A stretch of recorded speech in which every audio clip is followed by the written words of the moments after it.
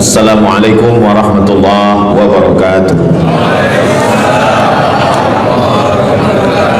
Alhamdulillah, Allahumma salli ala Sayyidina Muhammad wa ala ali Sayyidina Muhammad. Kullu amrin zibalin, semua amal yang baik, walam yubda' bihamdillah, kalau tidak diawali dengan alhamdulillah, pujian kepada Allah, fahuwa aqta', maka amal itu putus. Makna putus sampai di dunia saja, tak boleh dibawa sebagai bekal menghadap Allah.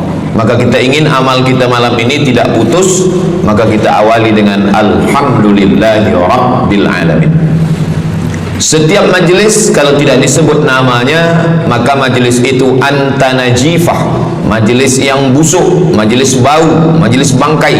Maka kita sebut namanya, Allahumma salli ala Sayyidina Muhammad wa ala ali Sayyidina Muhammad. Laisa minna, bukan golongan kami, kata Nabi SAW.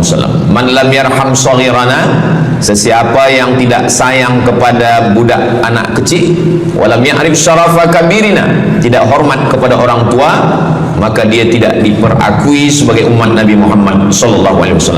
Semua anak-anak muda-muda, belia-belia yang saya sayangi, para alim ulama, tuan-tuan guru, datuk-datuk, datin-datin, semua yang berhadir ini insyaallah dimuliakan Allah Subhanahu wa taala. Amin ya rabbal alamin.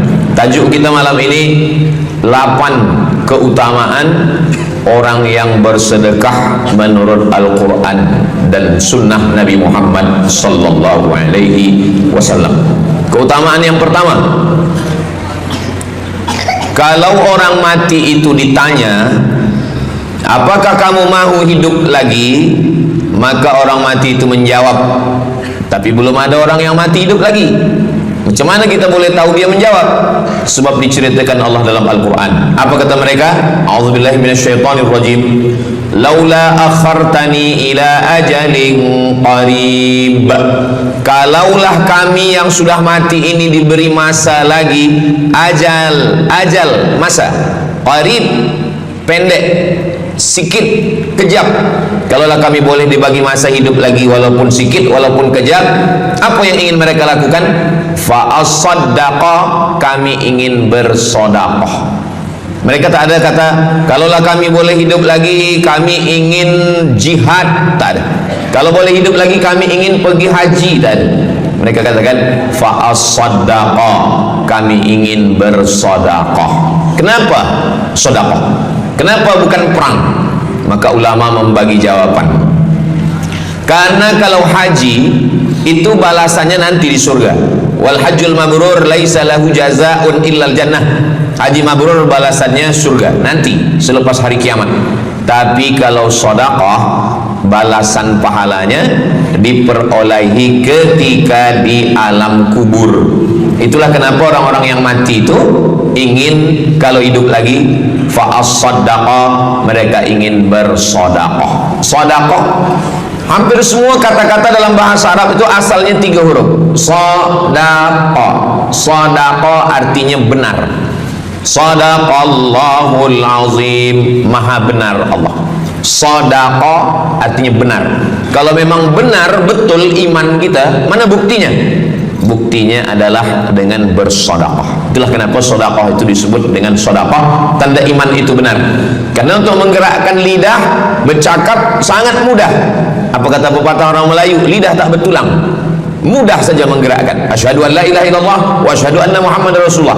Kalau memang benar betul cakap, mana buktinya? Buktinya adalah sedekah. Lelaki mengatakan saya cinta kepada kamu, senang saja nak mengatakan cinta, tapi apa bukti, proof, mana memang betul cinta? Maka dia mesti bagikan sedekah. Kalau yang tadi itu sedekah, kalau ini namanya sadaq. Sadaq artinya mahar. Mahar pernikahan lelaki dengan perempuan, aku nikahkan engkau dengan anak saya dengan memberikan cincin emas dan gelang rantai tunai. Itulah dia sedekah, tanda bukti cinta dia kepada seorang perempuan. Sedekah benar.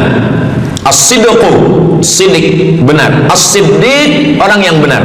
Maka disebut dia dengan Abu Bakar Siddiq, kerana dia benar memberikan emas sebesar batu waktu dibawa pergi hijrah bersama Nabi Muhammad SAW. maka dia disebut dengan siddiq kerana dia benar imannya dengan memberikan sedekah. Tapi ada makna siddiq yang lain, ketika yang lain mendustakan Nabi, tak percaya kepada Isra Mi'raj, dialah orang yang percaya, maka disebut dia dengan siddiq. Siddiq dari kata sadaq, benar, karena iman dia yang benar. Mana bukti, proof bahwa iman dia benar?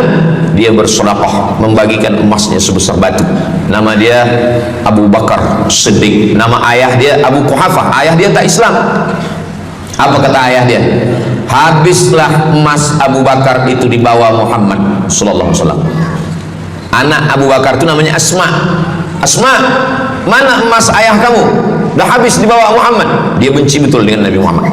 Datang Asma, dia ambil batu, dia masukkan ke dalam kain. Kata Asma, emas ayah tu masih ada dalam kain, Datuk. Lalu Abu Quhafah memegang. Abu Quhafah ni buta, dia tak nampak. Oh ya, masih ada lagi. Rupanya emas itu sudah dibawa hijrah bersama Rasulullah sallallahu alaihi wasallam. Makanya kata Nabi, "Lau anfaqa ahadukum mithla Uhudin zahaban." Seandainya ada di antara kamu yang boleh berwakaf emas walaupun sebesar bukit Uhud. Bukit Uhud itu panjangnya 7 km. Seandainya ada di antara kamu yang boleh berwakaf emas sebesar bukit Uhud, itu tak sampai setengah tapak tangan Sayyidina Abu Bakar Siddiq. Kenapa? Sebab kalau sekarang ada orang bersedekah banyak, memanglah sekarang sudah aman. Tapi masa itu masa susah, masa payah, Abu Bakar Siddiq menunjukkan bukti keimanannya.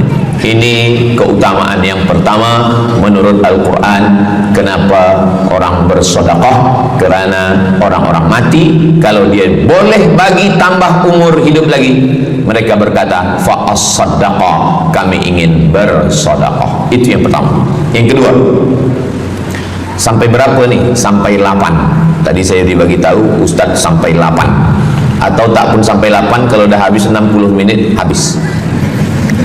Yang kedua, idza sama'un fatarat, langit terbelah, wa idzal kawakibun tasarat, planet bertembung, berjatuhan, wa idzal biharu fujirat, lautan diletupkan, tsunami namanya, wa idzal qubur bu'thirat, semua yang dikubur dibangkitkan. Selepas itu kita pun bangkit dari kubur. Innama amruhu idza arada syai'an ayaqula lahu kun fayakun. Bila kita bangkit, tak ada atap, tak ada dinding, tak ada pokok kayu, semua gunung-gunung macam bulu kambing diembus angin. Wa takunul jibalu kal ihnil manfush, macam bulu kambing dihembus angin. Di mana kita bernaung? Di mana kita berlindung? Kata Nabi sallallahu alaihi wasallam. Ini yang kedua. Kullu mri'in tahta zilli sadaqatihi, orang akan bernaung di bawah sedekah. Bukan bernaung di bawah haji, bukan bernaung di bawah sembahyang, bukan bernaung di bawah puasa, tapi tempat bernaung atap adalah sedekah. Tapi jangan sebab kita kaji sedekah malam ni, esok subuh tak sembahyang. Awak tak sembahyang, kita bernaung di bawah sedekah. Betul, memang bernaung di bawah sedekah, tapi tiangnya sembahyang. As-salatu imaduddin, sembahyang, salat itu adalah tiang daripada agama.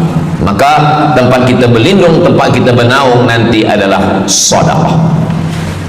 Ada yang tenggelam kerana peluh saking panasnya, ada yang tenggelam kerana peluh sampai ke lutut, ada sampai ke pinggang, ada sampai ke leher, ada yang tenggelam habis. Tapi ada orang yang merasa sejuk, selesa.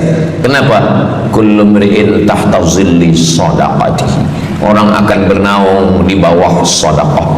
Orang-orang yang membina masjid macam mana mahalnya masjid, jutaan ringgit, maka ketika dia mati menghadap Allah Subhanahu wa taala, semua kepanasan, semua terik matahari sejengkal dari ubun-ubun kepala, tapi ada orang yang tahta zilli sadaqatihi, dia akan bernaung di bawah sedekah.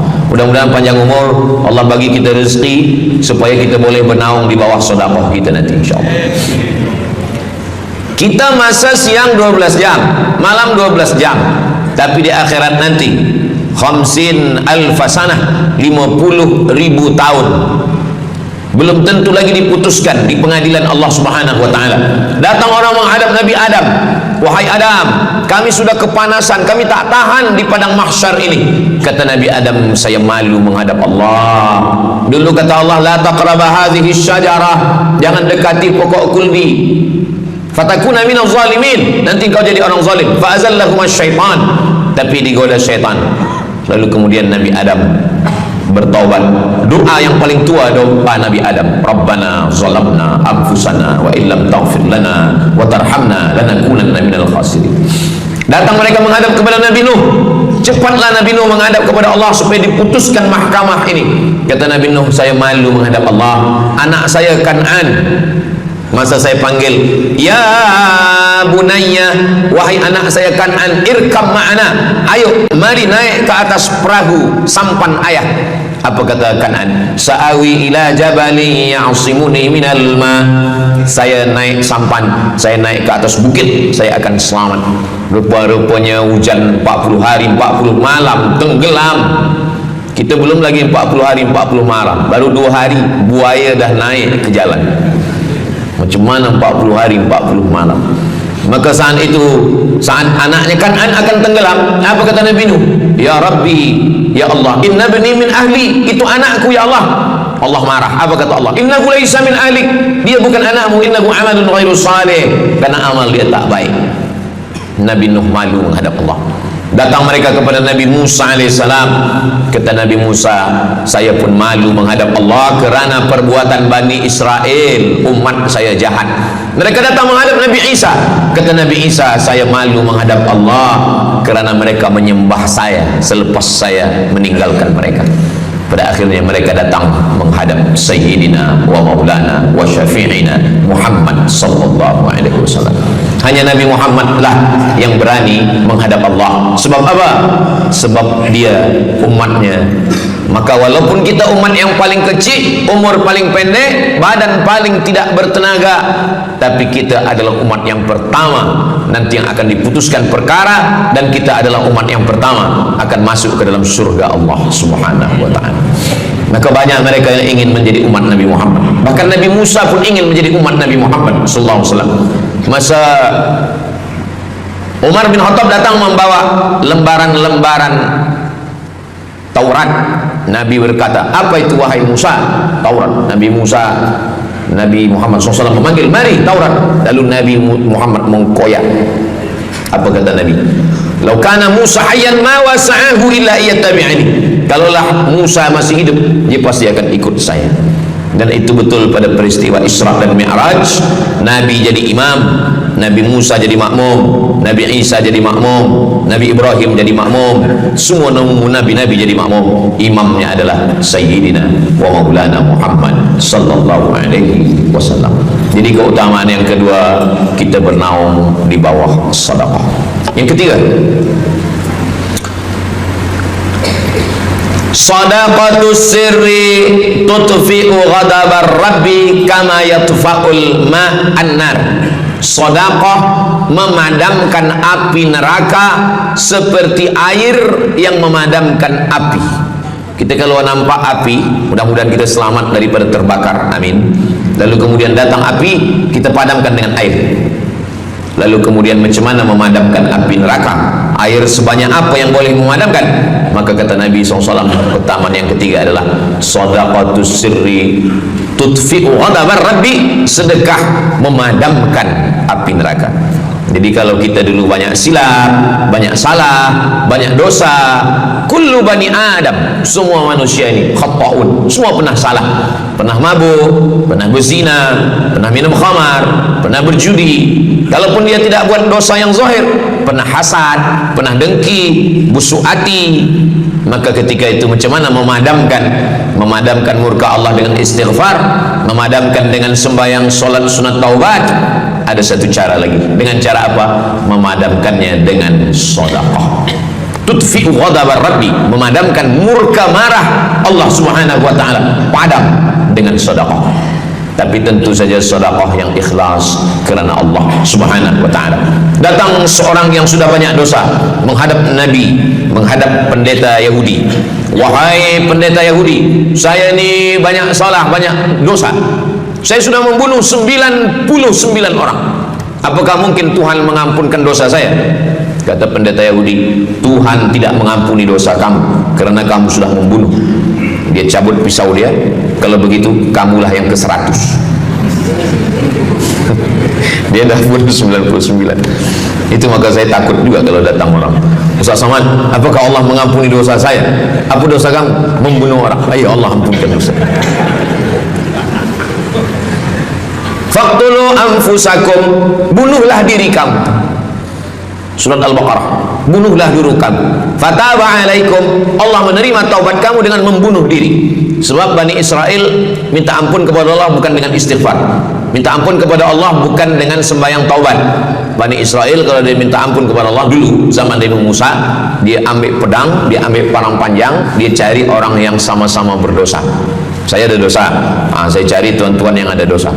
Tuan ada dosa? Ada. Kita nak bertobat ya. Ayo kita. Nanti kita sama-sama cincang.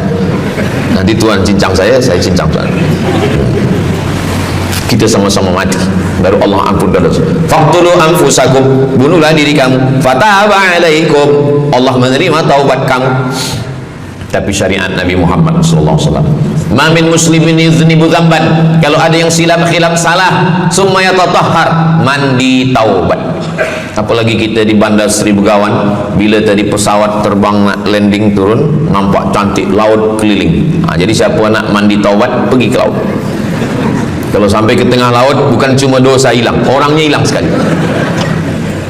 Aku mandi taubat, saya mandi taubat. Selepas mandi taubat, tak boleh mandi taubat, wudu. Tak boleh wudu, tayamum. Selepas itu sembahyang sunat taubat, usolli sunnat taubat raka'ataini lillahi ta'ala. Dosanya perlu sebut, jangan sebut. Ada seorang lelaki, maaf, nafsu dia tinggi, lalu di jalan dia nampak perempuan. Selepas itu maaf, dia cium. Selepas itu dia datang ke Nabi, dia mengadu, ya Rasulullah, tadi saya melakukan begini-begini. Tegak Umar bin Khattab, Allah sudah tutupi, kenapa kamu bukakan di hadapan orang ramai? Allah mengampuni manusia kecuali al-mujahirun. Al-mujahirun menampakkan dosanya dan bangga dengan dosanya. Ini orang akhir zaman ini sekarang banyak mujahirun.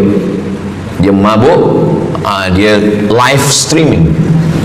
Hai guys, dah mabuk ke malam ni? Ini al-mujahirun.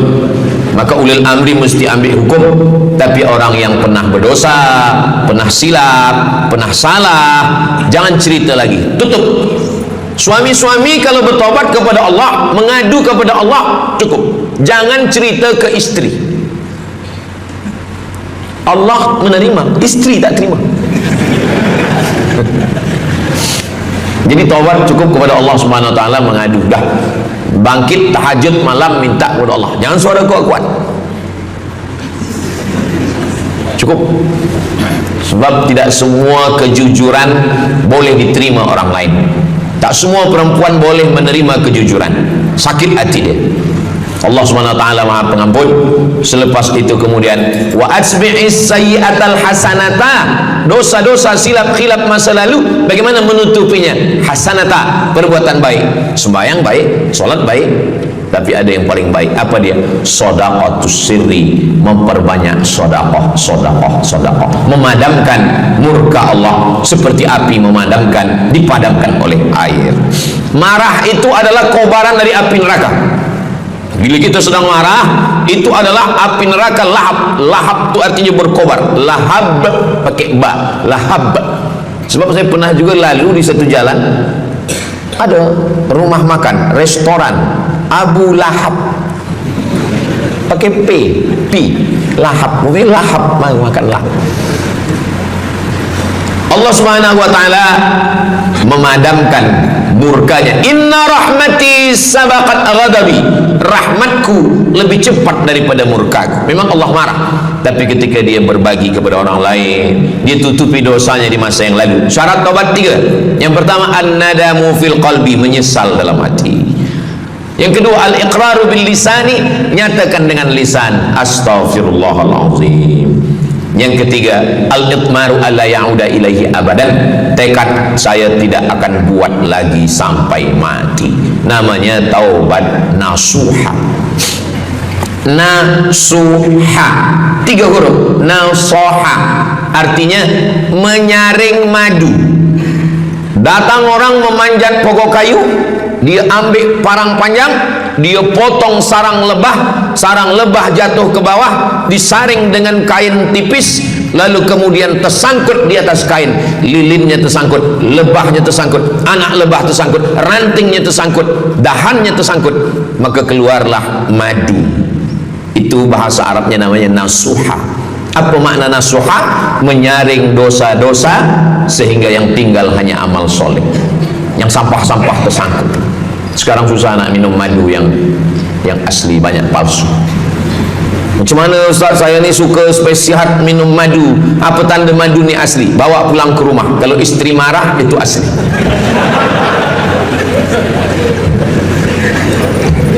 Yang keempat, ini jangan diingat, lupakan. Yang keempat, apa itu keutamaan sedekah? Kata Nabi SAW, as-sadaqatu, sedekah itu tadfa'u mitatas su', menolak mati su'ul khatimah. Tak ada guna amal elok baik kalau mati dalam keadaan su'ul khatimah. Kita selalu berdoa, Allahumma khtim lana bihusnil khatimah. Maka cara untuk menolak mati su'ul khatimah ini adalah dengan cara sedekah. Banyak orang mati husnul khatimah, bukan ulama, meninggal di dalam Masjidil Haram sedang pakai ihram, selepas tawaf di belakang makam Ibrahim, ketika sedang sujud terakhir. Itulah mati yang paling indah. Dalam wudhu, sedang sembahyang, di sujud terakhir, dalam tanah haram, dalam Masjidil Haram, di belakang makam Ibrahim. Meninggal, dibawa jenazah balik. Orang datang bertanya kepada ibunya, dia masih pemuda belia, apakah dia ulama? Dia bukan ulama. Kenapa dia mulia betul? Apakah dia pernah perang ke Palestina? Tidak. 2-3 hari selepas itu datang satu perempuan membawa budak kecil. Kamu siapa? Kami adalah orang yang tiap bulan dapat kiriman beras, minyak dan makanan dari pemuda ini. Saya maaf, seorang janda, ini anak-anak saya, dan dia selalu bagikan uang dia untuk makankan. Jadi nanti kalau ada orang meninggal, tiba-tiba selepas itu datang janda membawa anak, itu tanda husnul khatimah. Sebab dia belum nikah, dia masih lajang. Allah ingin menunjukkan bahwa kalau engkau berbuat sedekah, maka Allah Subhanahu wa taala memberikan keutamaan husnul khatimah. Bukan setakat diselamatkan dari su'ul khatimah, tapi mendapatkan husnul khatimah. Ada seorang dari Maghribi, dari Maroko, Mesir, Libya, Tunisia, Algeria, Maghribi.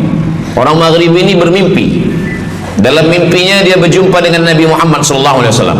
Kata Nabi, engkau pergi ke Saudi Arabia, cari di kampung ini, nanti engkau jumpai seorang pemuda, sampaikan salamku kepada dia, katakan dia penghuni surga.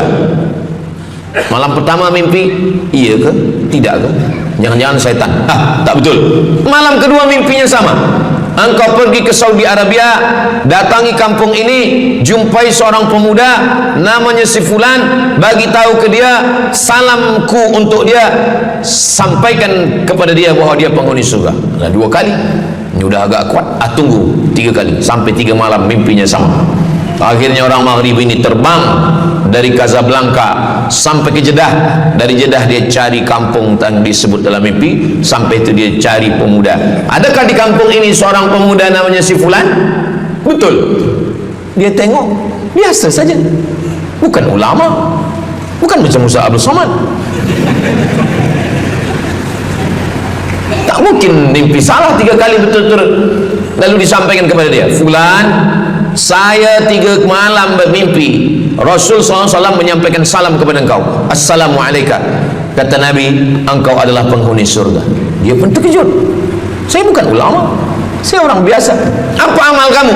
Sembahyang saya biasa saja, puasa sunat saya biasa saja. Hanya saja saya tak pernah menyimpan hasad dendam, dan saya selalu membagikan uang kepada fakir miskin, anak yatim dan du'afa.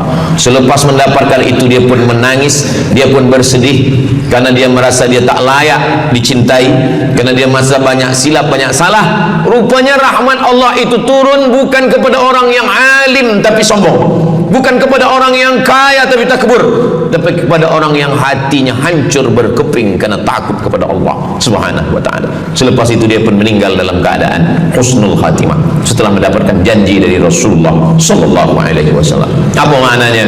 Bahwa kalau kita tak boleh sembahyang sampai tegak lutut bengkak, kalau kita tak tergolong orang yang rajin puasa sunat berhari-hari, kalau kita bukan orang yang kuat berjihad fisabilillah, maka carilah satu pintu. Pintu itu bernama babus sedekah, karena banyak yang sudah melaluinya dan mereka dimuliakan Allah, diselamatkan daripada su'ul khatimah. Yang keberapa? Kelima. Saya sebetulnya ingat, saya nak cuba aja. Kalau jamaah masih ingat, itu maknanya mereka masih konsen lagi, masih sedar. Kalau dah terserah Ustaz lah nama berapa, kami pun dah nak balik ke dalam. Yang kelima, dawu mardakum bis sadaqah. Yang kelima, dawu mardakum bis sadaqah, obati orang yang sakit di antara kamu dengan sedekah. Datang seorang lelaki yang lututnya bernanah menemui Imam Abdurrahman ibnu Mahdi. Wahai Imam Abdurrahman bin Mahdi, lutut saya ini bernanah, tak sihat-sihat. Kata Imam Abdurrahman bin Mahdi, saya ingat satu hadis Rasulullah, dawu mardakum bis sadaqah. Cuba engkau cari kampung yang di kampung itu tak ada air, kamu buat perigi. Di kampung saya namanya perigi. Lalu dia pun pergi ke kampung yang tak ada air, dia galikan perigi. Selepas itu sehari, 2 hari, 3 hari, sepekan, sebulan, lutut dia sihat kering. Dia datang lagi kepada Imam Abdurrahman ibnu Mahdi. Alhamdulillah Imam Abdurrahman ibnu Mahdi, lutut saya sudah sihat. Apa hubungan lutut dengan sedekah? Rupanya setiap orang yang mengambil air untuk minum, untuk berwudu, untuk mandi, untuk memasak, selepas itu mereka berdoa, ya Allah, berikanlah kebaikan kepada orang yang sudah membagikan air ini. Doa silahul mu'min, doa senjatanya orang beriman. Kisah ini ada dalam kitab Sa'ah wa Sa'ah, Ajaib wa Taraif. Semua ada saatnya. Beberapa kisah-kisah yang ajaib diceritakan oleh Syekh Abu Amr Al-Misri dalam judul buku Sa'ah wa Sa'ah, Gharaib wa Taraif. Sudah diterjemahkan ke dalam bahasa Melayu, judulnya Semua Ada Saatnya. Nama penerjemahnya Abdul Somad. Boleh dicari di google.com. Semua ada saat. Lalu kemudian saya sampaikan hadis ini di masjid. Dawu mardakum bis sadaqah, obatilah orang yang sakit di antara kamu dengan sedekah. Selepas itu saya turun dari masjid, saya pergi ke kereta, di parking, datang seorang jamaah. Memang yang Ustaz sampaikan tadi betul. Kata saya, memang betul. Takkan saya sampaikan tak betul? Apa maksud awak? Betul. Istri saya kena sakit kista sebesar duit di dalam rahim dia. Kata doktor, ini mesti diambil, kalau tidak dia makin besar makin besar. Tapi kalau diambil, dicabut, operate, nanti akan cakap tercabut rahim sekali. Dan kalau rahim tercabut, maka nanti tidak boleh mengandung. Mendengar itu istrinya menangis, suaminya tersenyum. Yang senyum budak kecil pula. Lalu kemudian rupanya istri dia tahu tentang hadis Nabi, dawu mardakum bis sadaqah, obatilah orang yang sakit dengan bersedekah. Maka dia pun bersedekah. Selepas itu mereka pergi lagi medical check up ke hospital. Sampai di hospital dicek USG, rupanya kista itu makin kecil dan hilang. Doktor tu pula bertanya balik, awak makan apa? Saya makan nasi, kata dia. Minum apa? Minum teh tarik. Saya amalkan hadis Nabi Muhammad SAW, dawu mardakum bis sadaqah. Kata doktor, awak tak perlu operate, dan ini tidak perlu dibelah, dan rahim awak masih boleh mengandung. Istrinya tersenyum, lakinya pula menangis. Begitulah Allah Subhanahu wa ta'ala. Syekh Abu Amr Al-Misri bercerita tentang seorang perempuan di Saudi Arabia. Dia pergi ke Amerika. Kata doktor di Amerika, kamu sudah balik ke rumah, makan kenyang, tidur lelap.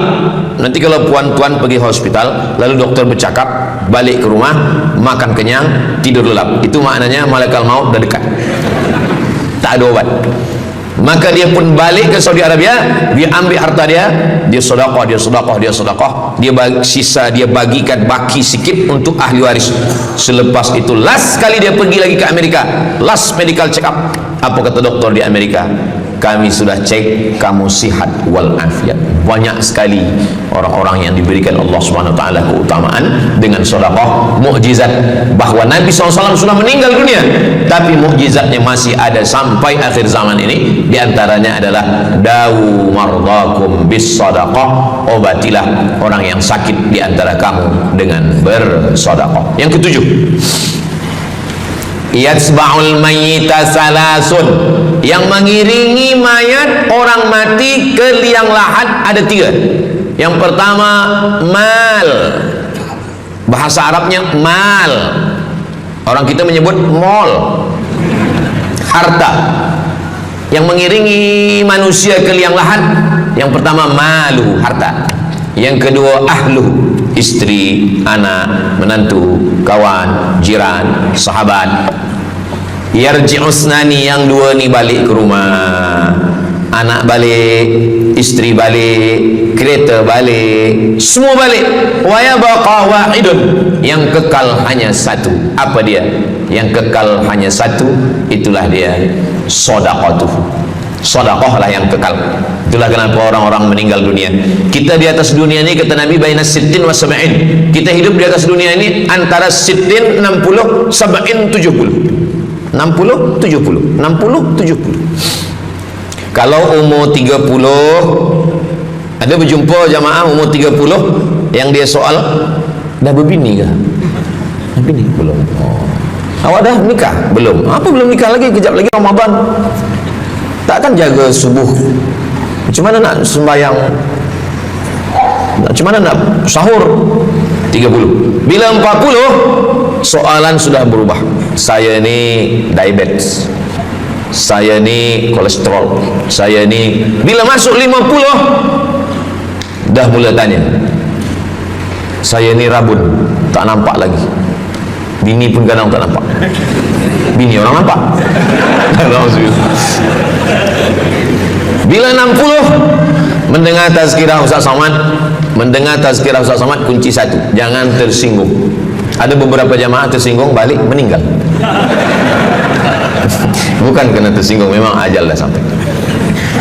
Jadi, Ustaz umur berapa? Saya lahir 18 hari bulan Mei 1977. Umur rasa 27. Umur ini bukan masalah angka, tapi masalah rasa. Semua yang hadir uban, semua yang hadir banyak uban, semua yang hadir malam ini muda. Mana muda lagi Ustaz? Kami dah tua. Ini bukan orang tua, ini orang tua yang terjebak di tubuh pemuda. Ini semua pemuda-pemuda. Siapapun yang sembahyang ke masjid, siapapun yang berjamaah, maka dia muda. Siapapun yang tidur di rumah tak sembahyang, dia sudah tua. Lautan kan ku seberangi, gunung kan ku daki, masjid ku lalui. Nah, ini orang tua semua. Jadi tua dan muda itu bukan masalah usia, bukan masalah umur, tapi masalah perasaan kita. Saya kalau ditanya orang, umur Ustaz berapa? Qamariyah apa Syamsiah? Muharram Safar apa Januari Februari? Jadi masalah umur ini, insya Allah kita semua dibagi Allah kesihatan. Amin ya rabbal alamin. Yang sakit-sakit diangkat Allah penyakitnya. Amin. Jadi kata Nabi SAW, semuanya tinggal. Wa yabqa wahidun, yang tinggal hanya satu. Wa amaluhu, di antara amal adalah sedekah. Itu yang ketujuh. Nabi meninggal umur 63 tahun. Abu Bakar Siddiq 63 tahun. Imam Syafi'i lahir 150, meninggal 204. Imam Syafi'i lahir di Gaza, Palestina. Semoga Allah menolong saudara kita di Palestina. Imam Syafi'i lahir di Palestina, di Gaza 150 Hijrah, meninggal di Fustat, Kahirah, Mesir 204. Imam Syafi'i umurnya hanya 54 tahun. 50 muda. Tapi Imam Syafi'i berada di alam barzah 204, sekarang sudah 1447, 1447 tahun. Apa maknanya? Berarti Imam Syafi'i di alam kubur sudah 1200 tahun. Soalan, lebih lama di atas tanah atau di dalam tanah? Lebih lama di alam barzah. Di alam rahim 9 bulan 10 hari. Di alam dunia 63 tahun kalau sampai. Di alam kubur menunggu hari kiamat. Imam Syafi'i sudah 1200 tahun, tapi setiap detik, setiap menit, setiap jam, dari maghribi sampai ke Nusantara, semua orang menyebut nama Syafi'i, Syafi'i, Syafi'i, Syafi'i. Setiap kampung ada nama orang Syafi'i, setiap kawasan ada nama orang Syafi'i. Begitulah mulianya Imam Syafi'i. Kita, seandainya kita mati, berapa lama lagi kita di alam barzah? Dulu ada yang mengatakan kiamat 2012, rupanya tak jadi. Kan ada filmnya, kiamat 2012, Steven Spielberg, tak jadi. Yas'alunaka 'anis sa'ati ayyana mursaha. Mereka bertanya kepadamu tentang hari kiamat. Qul, katakan, la ya'lamuha illa hu. Yang tahu hanya Allah Subhanahu wa ta'ala. Pikirkan, kalau kita mati, apa yang akan mengalir? Rumah kita dijual, anak kita dibagi-bagi kepada ahli waris, kereta kita dijual semuanya. Tapi orang yang membina masjid di Brunei Darussalam, masjid dah cantik-cantik, besar-besar, elok-elok. Tadi kami cerita tentang Muslim yang ada di Kamboja, yang ada di Vietnam, yang ada di Myanmar, kesusahan, kepayahan, yang ada di Palestina. Itu kalau kita tolong, mengalir sampai hari kiamat. Kita fikirkan apa yang akan mengalir selepas kita mati menghadap Allah Subhanahu wa ta'ala. Di antara yang pasti mengalir, anak belum tentu. Waktu kita hidup dia soleh, selepas kita mati dia stres. Na'udzubillah. Mudah-mudahan anak-anak kita semua anak-anak yang soleh-soleh. Tapi yang pasti adalah sedekah. Maka kita siapkan sedekah menolong agama Allah Subhanahu wa ta'ala. Yang ke-8, kata Nabi sallallahu alaihi wasallam, idza matal insan, hadisnya ada dalam Sahih Muslim. Idza matal insan, ada orang yang membaca hadis ini idza mata ibnu Adam. Idza mata ibnu Adam itu terjemah, bukan bunyi teks. Bunyi teksnya idza matal insan, kalau manusia mati, inqata'a, putus. Tapi banyak yang salah faham tentang hadis nih. Kamu malam ni tak ada buat kenduri orang mati, tak ada baca doa, tak ada baca yasin, tak ada baca tahlil. Idza matal ibnu Adam, kalau manusia sudah mati, putus. Jangan kirim-kirim doa lagi. Banyaklah soalan ke saya, Ustaz Abdul Somad, ya, macam mana kalau orang sudah mati tak ada anak, lalu siapa yang mendoakan dia? Kata saya, yang mendoakan dia saya. Allahumma ighfir lahu warhamhu wa'afihi wa'fu anhu. Siapa yang akan bacakan Al-Fatihah untuk dia? Saya akan bacakan Al-Fatihah. Saya tengok muka dia macam ragu, dia tak percaya Fatihah ini sampai. Siapa yang tak percaya Fatihah sampai, saya tak marah, sebab ini masalah yang ghaib. Siapa yang tak percaya Yasin itu sampai, siapa yang tak percaya Fatihah itu sampai, saya tak marah. Bagi saja nama semua lengkap dengan bin. Nanti bila mati saya kirim. Bila tak sampai, cepat-cepat bagi tahu. Idza matal insan, kalau manusia mati, inqata'a amaluhu, yang putus tu amal dia, amal yang mati itu. Misal ini ada orang mati, namanya Abdul Somad. Jika saya sebut nama lain tersinggung pula. Ada orang mati namanya Abdul Somad. Idza matal insan, kalau Abdul Somad ni mati, inqata'a amaluhu, maka yang putus tu amal dia. Amal Abdul Somad ni yang putus. Amal orang Brunei untuk Abdul Somad putus atau tak putus? Tidak putus. Datang berita, mereka tengok di Instagram Abdul Somad Ustadz Abdul Somad Official. Bagi yang belum follow, cepat follow. Apa berita? Ustaz Somad sudah meninggal. Orang Bandar Seri Begawan, semua orang Brunei mengirimkan Al-Fatihah, mereka sholat gaib. Sampai apa tak sampai? Sampai. Jadi mana yang putus itu apa maknanya? Amal dia putus. Amal orang mati ini putus. Amal orang hidup kepada yang mati tak putus. Saya bilang sekali lagi, yang putus itu amal orang mati. Amal orang mati putus. Apa maksud amal orang mati putus? Kepada muslimin muslimat, sila datang ke masjid yang akan membagi tazkirah almarhum Abdul Somad. Itu putus. Mana boleh tazkirah lagi? Orang mati itu amalnya putus, tapi amal orang hidup untuk orang mati tidak putus. Kalau memang putus, kenapa ada amalnya yang tak putus? Ada amal dia yang tak putus. Ini Abdul Somad mati dia, amal dia semuanya putus, tapi ada amal dia yang tak putus. Pertama, shadaqatun jariyah. Shadaqah itu kan amal dia, tak putus. Sedekah dia, bina masjid dia, sedekah dia tahfiz Quran. Budak-budak tahfiz Quran itu menghafal Quran, jadi tuan guru, punya murid, punya pondok, maka tak putus. Amal dia tapi tak putus. Yang kedua, ilmun yuntafa'u bih, mengajar dia, diamalkan orang, tak putus. Waladun salihun, anak soleh. Anak soleh itu maksudnya, anak soleh itu kan amal dia.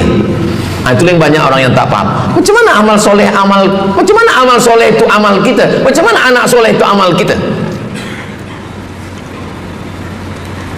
Kalau istri, mohon maaf, kalau istri awak cuma awak tengok saja, apakah mungkin dia hamil? Itu dah payah betul dah menjelaskan. Maknanya anak kita itu amal kita. Maka kalau kita mati, dia tetap mengalir. Bukan berarti doa orang lain tak sampai. Ini banyak orang salah faham. Selepas orang meninggal, tak usah baca doa lagi, tak usah Allah maafir lahu lagi, tak usah baca Yasin lagi, tak sampai. Maksud putus itu amal orang mati itu putus. Kalaulah putus amal orang hidup kepada orang mati, tak ada solat jenazah. Nanti kalau ada orang mengatakan tak usah baca doa, kita udah putus semua, nanti bila dia mati jangan sembahyangkan.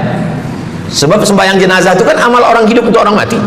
Allahu Akbar, Allahu Akbar, Al-Fatihah, Allahu Akbar, salawat, Allahu Akbar, Allahumma ighfir lahu warhamhu wa'afihi wa'fu anhu, Allahu Akbar, Allahumma la tahrimna ajrahu wa la taftina ba'dahu wa ighfir lana wa lahu wa li ikhwanina alladhina sabaquna bil iman wa la taj'al fi qulubina ghillan lil ladzina amanu rabbana innaka ra'ufur rahim. Empat itu sampai, Al-Fatihah sampai, doa sampai, Al-Fatihah sampai, solawat sampai, doa takbir 3 sampai, doa takbir 4 pun sampai. Itu maknanya amal orang hidup sampai, tapi amal orang mati putus. Apakah orang mati itu tetap beramal? Orang mati tetap beramal, tapi katanya putus. Yang putus itu amal wajib. Solat wajib, tak wajib lagi. Puasa wajib, tak wajib lagi. Adapun amal yang tak wajib, makanya kalau ada suami yang tak mau amal wajib, suruhlah dia mati. Mana dalil ustadz bahwa orang mati tetap beramal? Waktu Nabi Muhammad SAW Isra Mi'raj, Nabi Isra Mi'raj, Nabi tengok Nabi Musa solat di dalam kuburnya. Padahal Nabi Musa sudah meninggal. Itu menunjukkan orang meninggal pun beribadah, tapi ibadah dia tidak wajib lagi.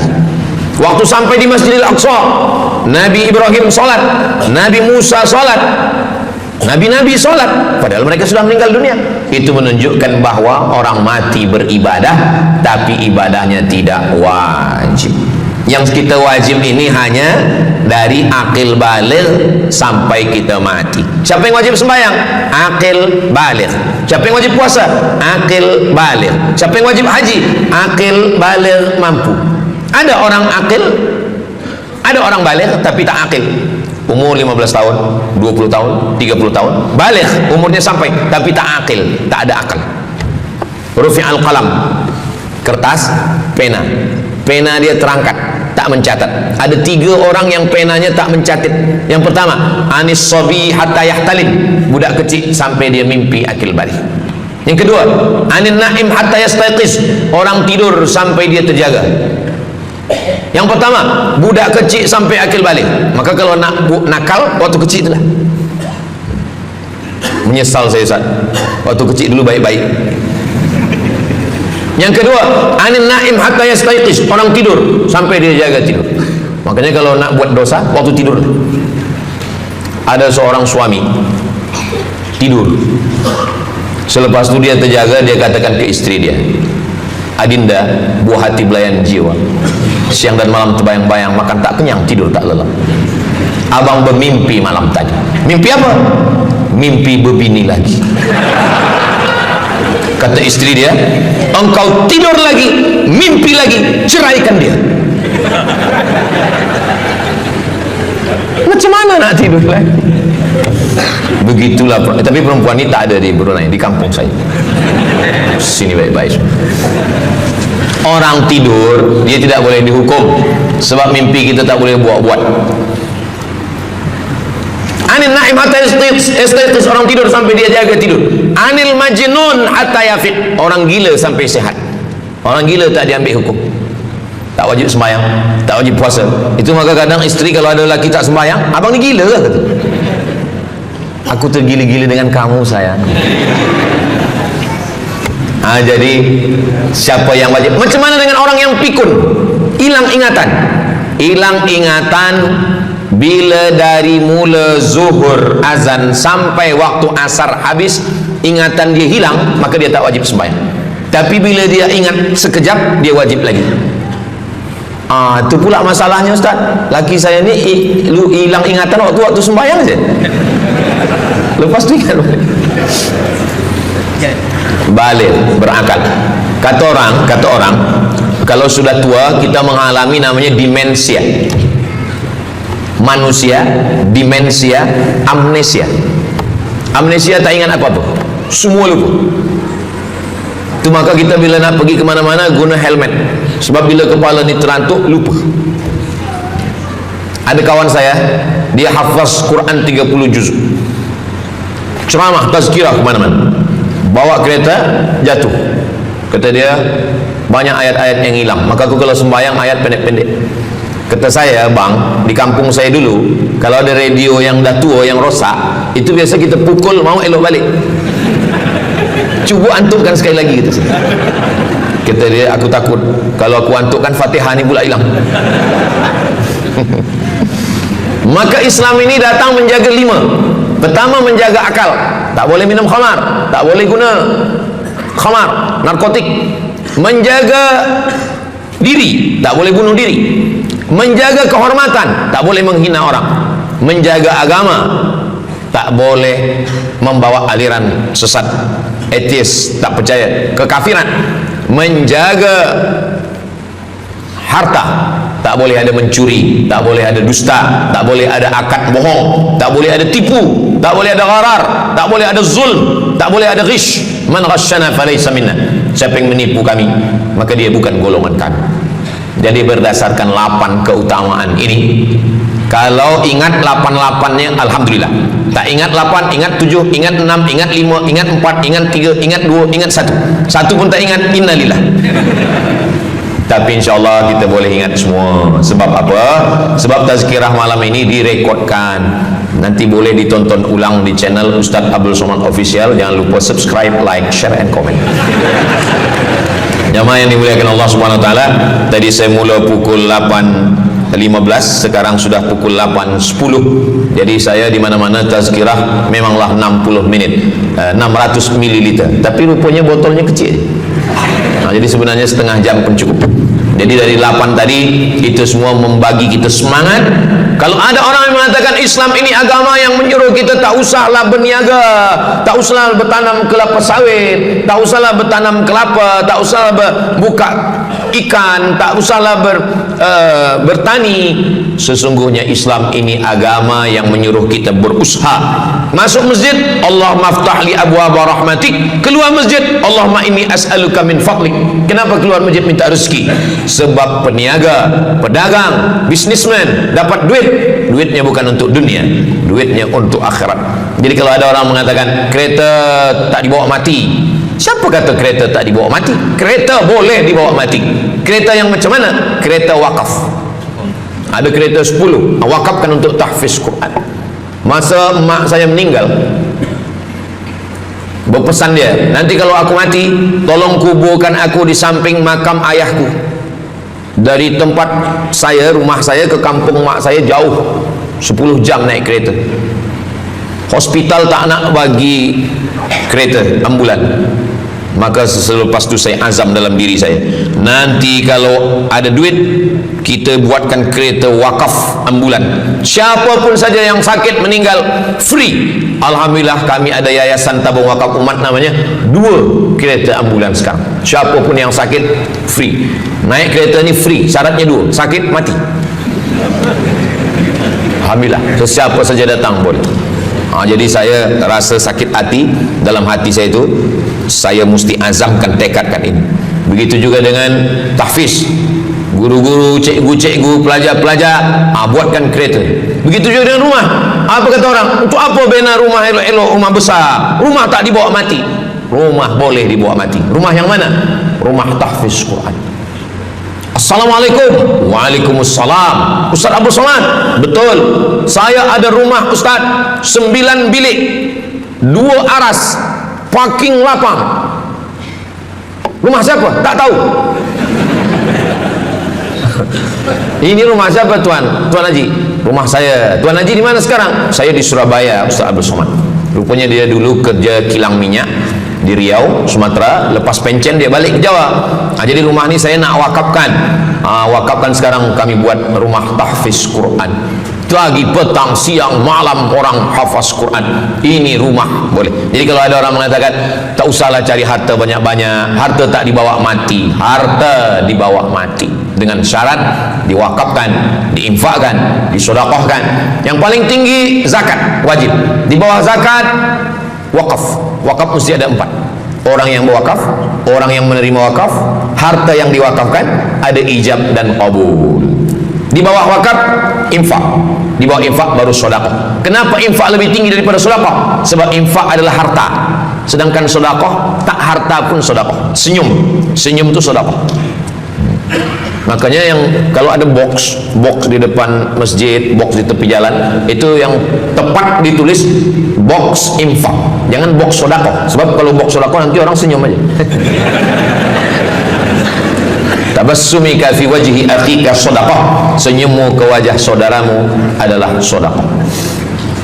Tolong untuk dibaca Ustaz.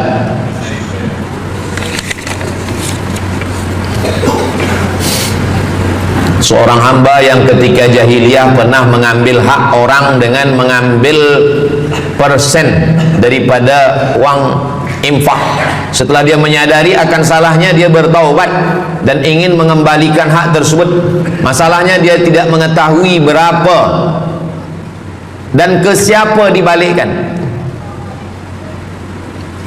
Kalau kita termakan terpakai duit yang kita tak tahu entah punya siapa, cuba ingat-ingat. Memang kalau masalah ini kadang kita lupa memang. Coba ingat tahun berapa. Sebab duit RM1 tahun 80 dengan 2025 tak sama nilainya, sebab ada inflasi ekonomi. Jadi coba ingat, tengok dengan harga emas tahun 80 berapa 1 gram emas, tahun 2025 berapa, maka dihitungnya ke emas, bukan ke dolar, tapi kepada emas. Nah, selepas kita dapat harga emas, lalu kita balikkan. Misalkan tahun 80 100 ringgit itu 1, 2, 3 gram. Nah, maka yang sekarang kita tidak balikkan 100 ringgit, tapi kita balikkan sekarang 2025 dengan 3 gram emas. Berapa harga 3 gram emas? Selepas itu kita balikkan. Kalau kita tak tahu orangnya di mana, anak cucunya, ahli warisnya tak tahu, maka kita serahkan kepada masalih ammah. Masalih ammah artinya kepentingan umum. Pendidikan tahfiz Quran, sekolah, tempat anak yatim, tempat duafa fakir miskin, ke masjid boleh. Tapi kalau kita bawa duit haram, duit tak jelas, kita serahkan saja. Datang, tuan guru bagi dah. Jangan sebut pula tuan guru ni ada beberapa duit haram saya nak bagi ni. Serahkan saja. Begitu juga dengan orang yang menyimpan uang di bank yang bukan Islamic bank. Syukran, jazakumullah khair. Lalu kemudian dia duduk di negeri yang tak Islam, lalu kemudian dia letakkan di bank yang tak Islamik. maka duit ini ada fawaid, ada bunganya. Riba haram. Kalau dia simpan di rumah, dia takut hilang. Duit ini tak boleh dia makan, tak boleh dia belikan ke pakaian, tak boleh dia bagikan ke orang lain, maka dia serahkan kepada masalih ammah. Begitu kata Syekh Yusuf Al-Qardawi dalam kitab judulnya Fatawa Mu'asirah, fatwa-fatwa kontemporer, fatwa modern. Jadi masalih ammah, kepentingan umum, bukan untuk diri sendiri. Orang terhalang doanya sebab 3. Mat'amuhu haram, makanannya haram. Masyrabuhu haram, minumannya haram. Malbasuhu haram, pakaiannya haram. Wadhiya bil haram, dibagi makan haram. Jadi kalau kita selamatkan, insyaallah Allah pun menyelamatkan kita semua. Mudah-mudahan Allah bagi kita, anak cucu kita rezeki supaya kita boleh mengamalkan pintu sedekah ini. Salah satu pintu surga ada namanya babus sedekah. Orang yang masuk surga melalui pintu karena banyak bersedekah. Mudah-mudahan kita dan anak cucu kita termasuk dalam golongan itu insyaallah. Ala hadhihi niyyah al-Fatihah. Allahu biha ya Allah biha ya Allah bi husnil